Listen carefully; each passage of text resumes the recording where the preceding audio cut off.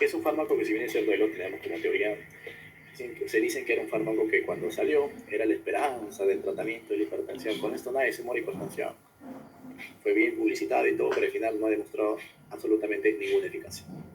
Ahí está como historia, nada más, de la disquina. ¿Ya? ¿Hay fármacos que bloquean la angiotensina 1? No. ¿Y saben por qué no hay fármacos que bloquean la angiotensina 1? Porque la angiotensina 1 también se puede convertir en angiotensina 1,7. Y esta angiotensina 1,7 es buena, ¿ya? Es buena. Hace vasodilatación, hace cositas así. Por eso es que a veces no se prefiere bloquear la angiotensina 1 si es que quisiéramos buscar un fármaco. Dato, cultura general, nada más. Luego, ya, no tengo nada contra la angiotensina 2, pero tengo algo contra la ECA. Sí. Yo tengo un inhibidor de la enzima convertidora de angiotensina. Acrónimo, ¿no? IECA. Famoso IECA. ¿Quiénes? Por ejemplo, los PRIL, enalapril. ¿Qué hace la IECA? Simplemente inhibe la ECA. Y si inhibe la ECA, no va a haber transformación de la angiotensina 1 en angiotensina 2. ¿Ya? Pero recuerden esto, que la ECA también metaboliza a la bradicinina. ¿Y qué hace la bradicinina? Genera, dentro de todo, vasodilatación. Pero también genera procesos de hipersensibilidad. Tos seca y angioedema, que es un proceso de hipersensibilidad grave. ¿Ya? Por efectos adversos entonces de la bradicinina, o un efecto posible, o un efecto muy adverso de la bradicinina, tos y angioedema. Entonces, si yo bloqueo la ECA con la IECA, no produzco angiotensina. Pero al bloquear a la ECA, estoy dejando libre a la bradicinina para que haga lo que quiera, porque ya no hay quien la bloquee. ¿Qué me va a generar? Si bien es cierto, me puede generar vasodilatación, pero también me genera tos seca e incluso, esta es una reacción grave, el angioedema. Por ende, si les preguntan y les dicen efectos adversos de la IECA, tos seca y angioedema. ¿Y esto a qué se debe? A la bradicinina. ¿Y esto a qué se debe? A que he bloqueado la ECA.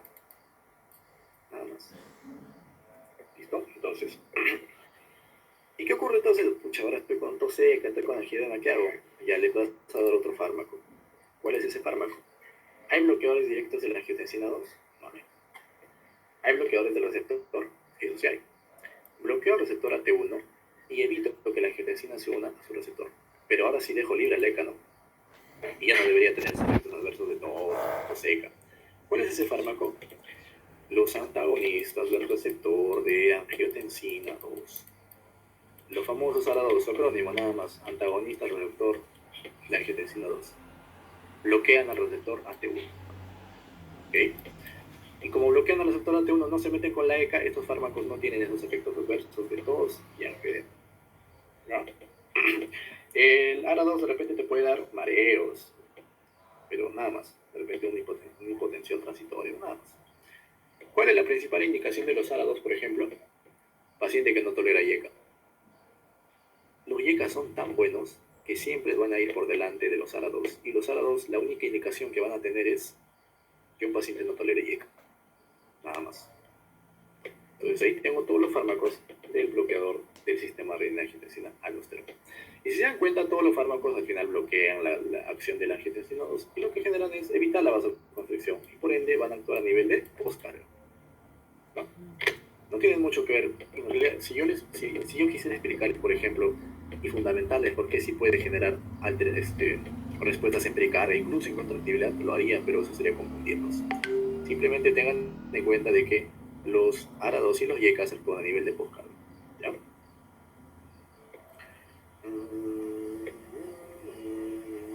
Entonces, miren, una cosita así ya, un poquito ya más. La angiotensina 2 lo que hace, esto es un poquito ya en nefro, lo que hace es ir y bloquear, hacer vasoconstricción de la arteriola eferente. Acá está el capilar, glomérulo, arteriola aferente, ¿no? Hace vasoconstricción de la arteriola eferente. Y como hace vasoconstricción de la arteriola eferente, acá aumenta la presión y por ende aumenta el filtrado. Entonces la angiotensina 2 aumenta la filtración glomerular. ¿Ya? Si yo, por ejemplo, bloqueo la angiotensina 2, la filtración glomerular baja. ¿No? Y en un paciente que, por ejemplo, está con una, por ejemplo, falla renal, su riñón está hasta el queque, está filtrando apenas, y yo voy y le doy yecas, estoy disminuyendo su filtración glomerular. Y le estoy agregando más. Entonces, esto es una contraindicación para la administración de yecas. Falla renal, está contraindicado los yecas. ¿Ya? Ahora, una última, para yecas y ARA. Esto aplica para yecas y ARA2, pues, obviamente. Recuerden que la angiotensina 2 es estímulo para que se produzca aldosterona. ¿Y qué hace la aldosterona? Llegando al retro lo vamos a ver. La aldosterona reabsorbe sodio en el túbulo colector y bota potasio. ¿Ya? Entonces, como yo bloqueo la angiotensina 2, bloqueo la producción de aldosterona. Ya no genero reabsorción de sodio y ya no boto potasio. El sodio se puede regular por la nefrona, pero a veces el potasio es un poco tóxico. Y como yo no estoy botando sodio, potasio, el potasio se me acumula. Y un posible efecto adverso también de los yecas es hiperpotasemia, por ese mecanismo de la aldosterona. Lo contrario, ¿tú darías yecas en un paciente con hiperpotasemia? No, porque lo terminas fregando más. Recuerden que el potasio termina siendo patología cardíaca. En realidad el potasio afecta a cualquier músculo cardíaco, músculo esquelético, músculo liso, músculo estriado. Por ejemplo, en el estómago hace ilio, en los músculos esqueléticos hace calambres, parálisis, y en el músculo cardíaco puede hacer arritmias, puede hacer paro cardíaco. ¿Ya? La hiperpotasemia o la hipopotasemia, cualquier alteración del potasio me genera esas fallas. ¿Qué dicen entonces? ¿Qué cajera 2 disminuye la precarga y poscarga? Yo les había dicho que más actúan a nivel de poscarga. Pero ahí quizás si son un poquito especiales pueden incluso pensar en precarga. Pero ahí lo dejamos, más o menos. Vamos a ver entonces con nitratos. Los nitratos les preguntarán, pero ya, vamos a hacer nitratos, ¿ya?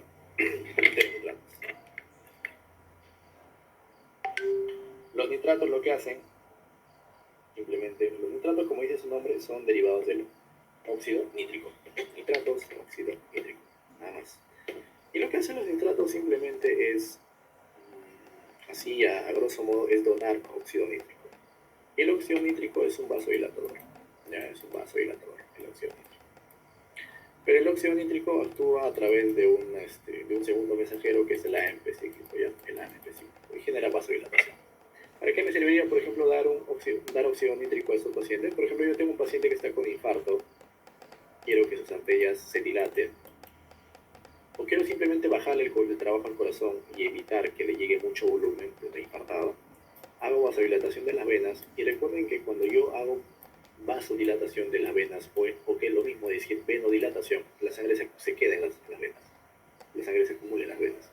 Pregunto un poquito que les pueda hacer confundir, les pueden decir, si yo hago, ¿qué hace el nitrato? ¿Baja o aumenta la precarga?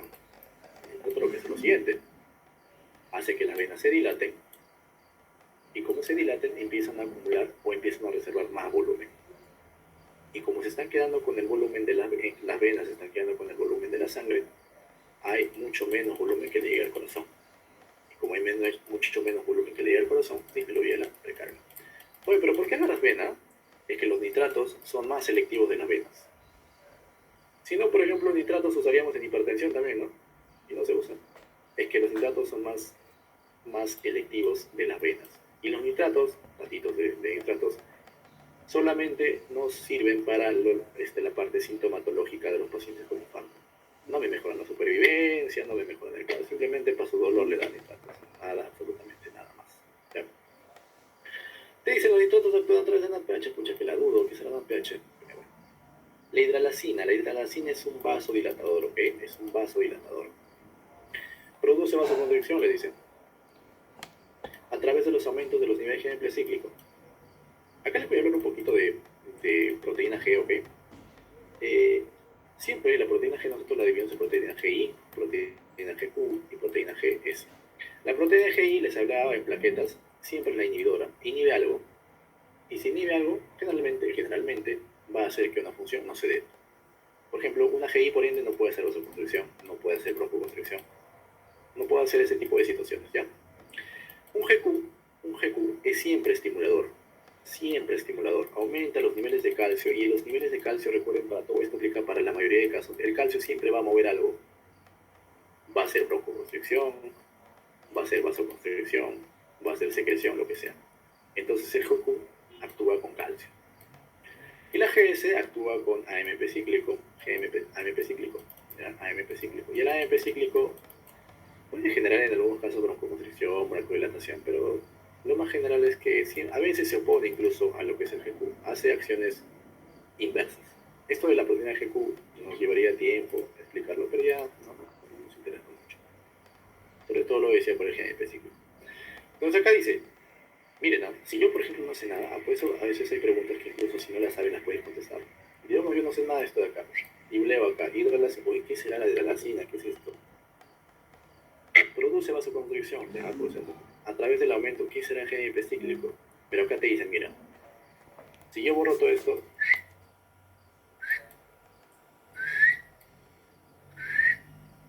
vasoconstricción provoca disminución de la poscarga, ¿la verdad?